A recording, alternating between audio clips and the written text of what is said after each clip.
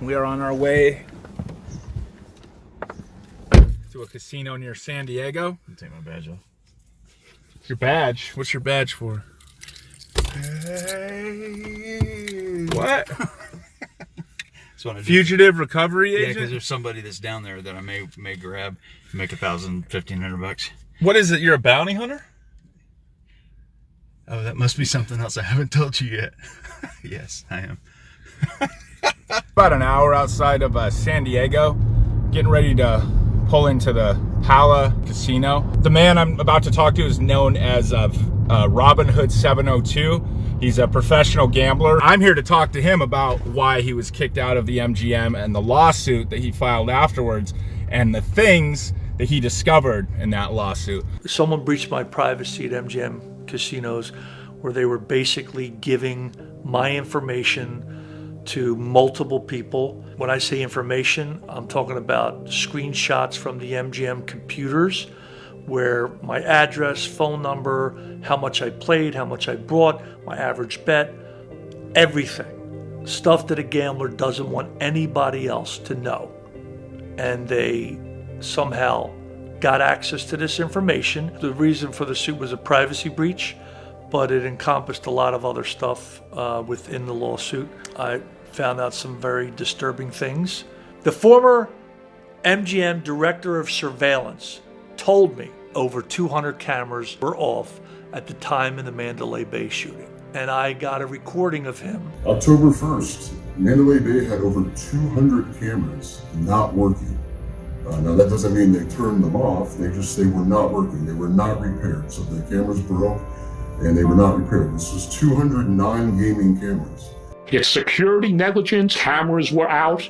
They were untrained in some of the equipment and the protocols and how to do the different systems, and that came out in their reports to the police, and I did stories on that. So there was no way this was going to go to a courtroom. That's why I agreed to the settlement. I think that there was a clear intent that this would never go to trial, and I had a problem with that because from day one I said the truth needs to be told. If we did go to trial, all of this would come out, and that's exactly what they didn't want. And when they chose the mediator, they chose Jennifer Togliatti. This is a judge who stepped down a year early from her retirement to actually go work for a company called ARM. And when she goes to work there, what is her first case that she's handed? Oh, wow, look, it's an MGM case. And who is her father? MGM's vice president, head of security, safety, and surveillance, none other than George Togliatti. There is a conflict of interest there because her dad is the VP of security. Ms. Togliatti retired from the bench at 19 years instead of going that one more year for retirement.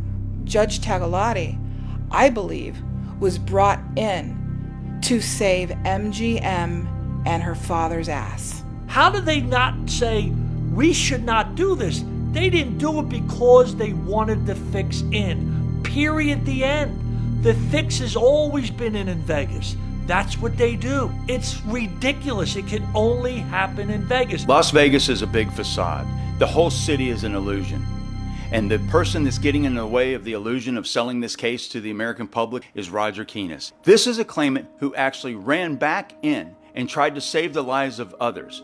And this is a slap in his face, and he pulled out of the settlement. He is the single person that we know of that opted out. We never even got the damn truth, and that's all I wanted. And that's why I opted out, because no amount of money is going to buy the truth. And somebody had to stand up to them. People need to be held accountable so this can never happen again.